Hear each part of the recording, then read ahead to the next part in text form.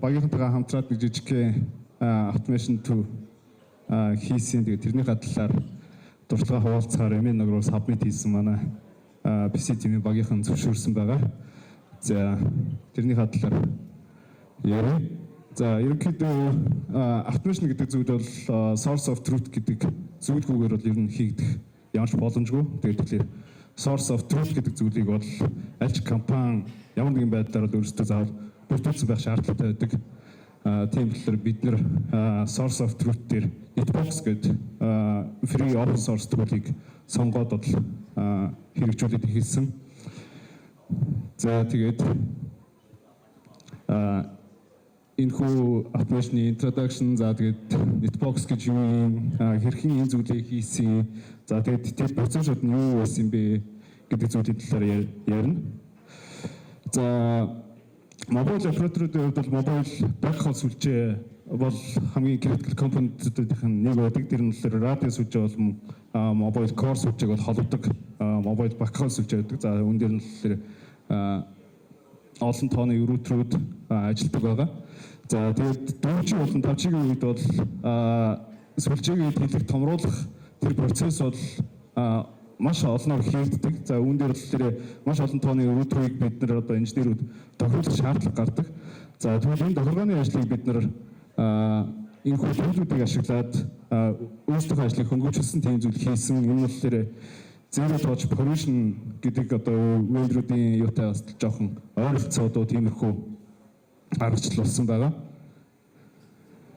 За Netbox гэдэг төлөвийн хувьд танилцуулахад болохоор за Netbox за би одоо бас энэ t-shirt өмссөн байгаа.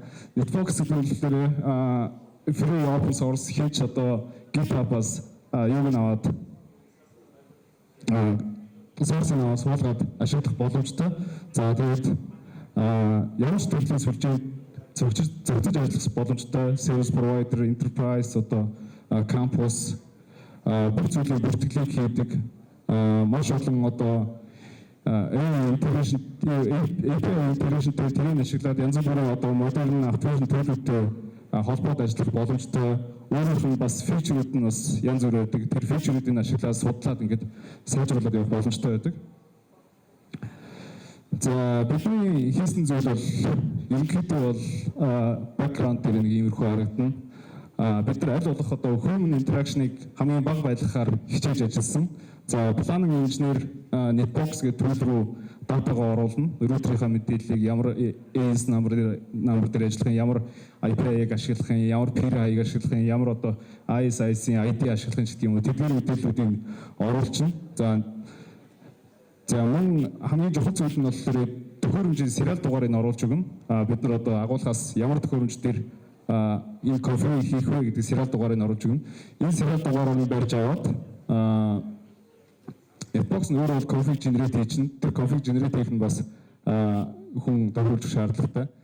За serial дугаарыг барьж аваад төхөөрөмжийг management хаягаар нь холбоход шууд тухайн төхөөрөмжийг serial дугаараар нь барьж аваад автоматар тохируулна. Тохируулсан router-ыг болохоор аваад сайт дээр бол инженер аваад тавина. Сайт дээр инженер аваад тавьсны дараа монитор сүлжээнд хэрвээ болоод ороод ирэх юм бол буцаагаад Netbox дээр юу яадаг?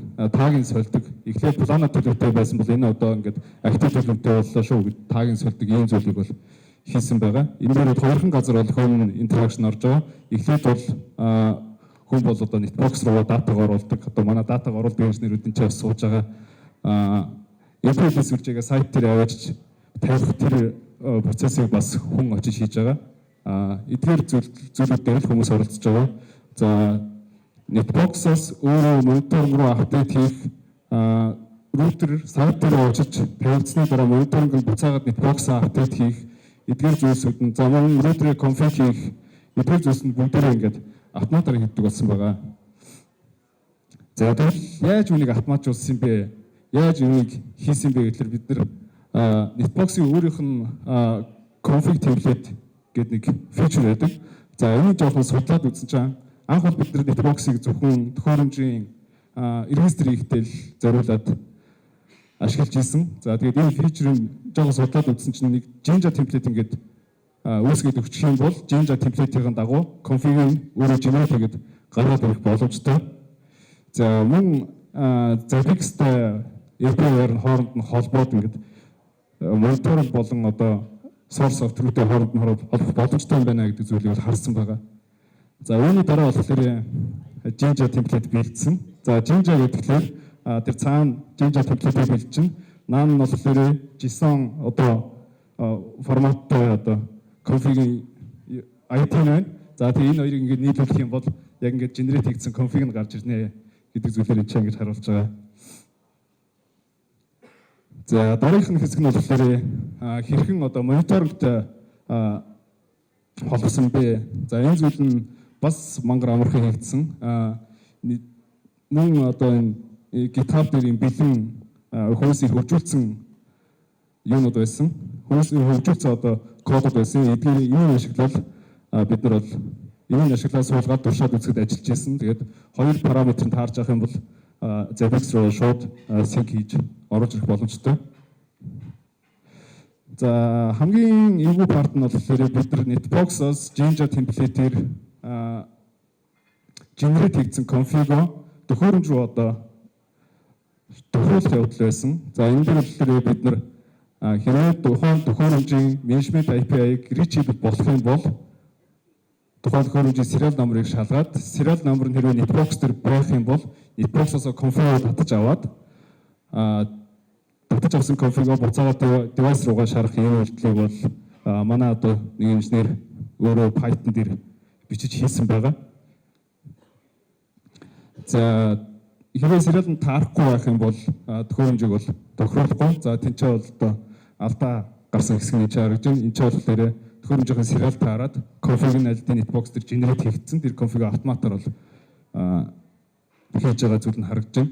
За энэ болохоор бид энэ төхөөрөмжийг тохируулчлаа шүү гэдэг имэйлээр тэр процессоо яаж хийгдсэн бэ гэдэг имэйл алертыг одоо инженер рүү шийдэж байгаа гэсэн харагдж байна.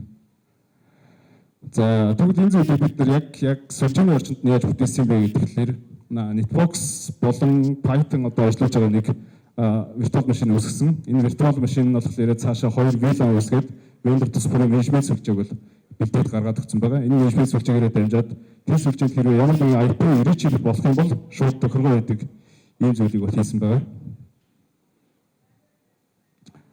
За энэ тэр зүйлийг хийсний дараа болохоор бид нар яг ингээд планет хамгийн ихний модуль ингээд оруулах хэсэг дээр бол аюул чухалчилж харж үзэх хэрэгтэй болсон. Нөгөө Netbox гэдэг түүх маань яг жинхнээсээ одоо source of truth болоод эхэлсэн гэсэн. За тэгвэл бид нар анх Netbox дээр анх төхөөрөмжөө оруулахдаа эдгээр параметруудыг заавал шалгаж оруулах шаардлагатай болсон. Үүн дээр одоо сайт нь одоо планет байх юм уу, эсвэл active байх юм уу? За ямар одоо төхөөрөмжөд type байх юм, ямар serial дугаартай байх юм, за ямар config template ашиглах юм, за мөн бусад одоо config параметрууд PGP AS дугаар, PGP peer ID, ISIC одоо net ID ч гэдэг юм уу те. Тэдгээр мэдээллүүдийг бол заавал гар оруулж өгөх шаардлагатай болсон. За энэ хэсэг дээр болохоор юу харагдж байна вэ гэхээр төхөөрөмжийг сайт дээр аваачиж тавиад асаагаад сүлжээнд холбосны дараа болохоор төхөөрөмж бүтээж reachable болно. За үүний дараа болохоор тухайн төхөөрөмжийг Zabbix өөрөө шалгаад Zabbix дээр ping-ийн лос нь одоо 5%-аас ч юм 10%-аас ч юм уу дээшээ болох юм бол тухайн төхөөрөмж одоо группийг сольж байгаа. Мөн группийг сольж одоо temporary site гэдэг групп дээр байжсэн бол дараа нь болохоор яг ингээд актив болцсон гэдэг тухайн групп руу оруулж байгаа. Мөн тэр групп руу орсон одоо шийдэл ажилласны дараа болохоор Netbox руугаа буцаагаад Netbox дээр планет төлөвтэй байсан бол тэргээ актив төлөвтэй болгоод энэ хөө процесс ерөнхийдөө ингээд дуусж байгаа.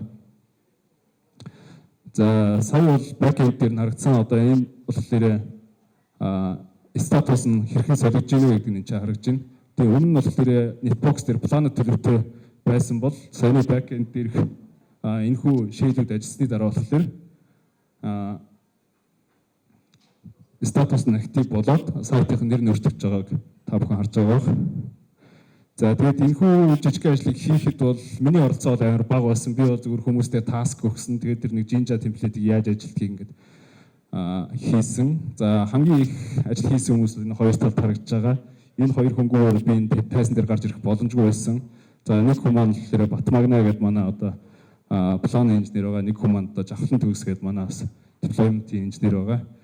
Батмагна болохоор их хэвчлэн тэр Python хэсгийг бол хийсэн бол Жавхлан төгс бол одоо Netbox, Zabbix хоёрыг хооронд нь холбох тэр зүйлийг бол хийсэн байгаа. За тэгээд энэ зүйлийг хийхэд бол ерөнхийдөө бол фан байсан. Тэгээд баг багаар ингээд ууршлаад байсан биднэрт ингээд илүү одоо нэг хиймээр санагддаг тийм уран зориг өгсөн гэх юм уу. Тэгээд бид нар ерөнхийдөө ингээд manual task-ыг бол байнга давтагддаг manual task-ыг бол хэлбэрчилж автоматжуулсан. За мөн serial дугаараар нь config generate хийдэг болсноор asset одоо miss болох тиймэрхүү errors бол бас тодорхой хэмжээгээр сэргээсэн. За мэдээж ганцхан менежмент сүлжээний access байгаа бол тэр нь болохоор 2-3 төхөөрөмж зэрэг тохируулах тиймэрхүү асуудал гарч болно. Тиймэрхүү scalability-ийн асуудал байгаа. Гэхдээ тэрэн дээр бол бид нар зүгээр VM-ийн double daal, triple daal тэгэл цааш бол томруулчих болно. За мөн консолоор бид нар төхөөрөмжийг тохируулах тиймэрхүү шийдлүүдийг хайж байгаа. За тэгээд бас Seco үүн дээр бас тиймэрхүү approach-ууд байд юм билээ. Тэрийг бас судалж үзье гэж бодож байгаа. За тэгээд иймэрхүү ажил хийсэн та бүхэн танилцууллаа. Баярлалаа.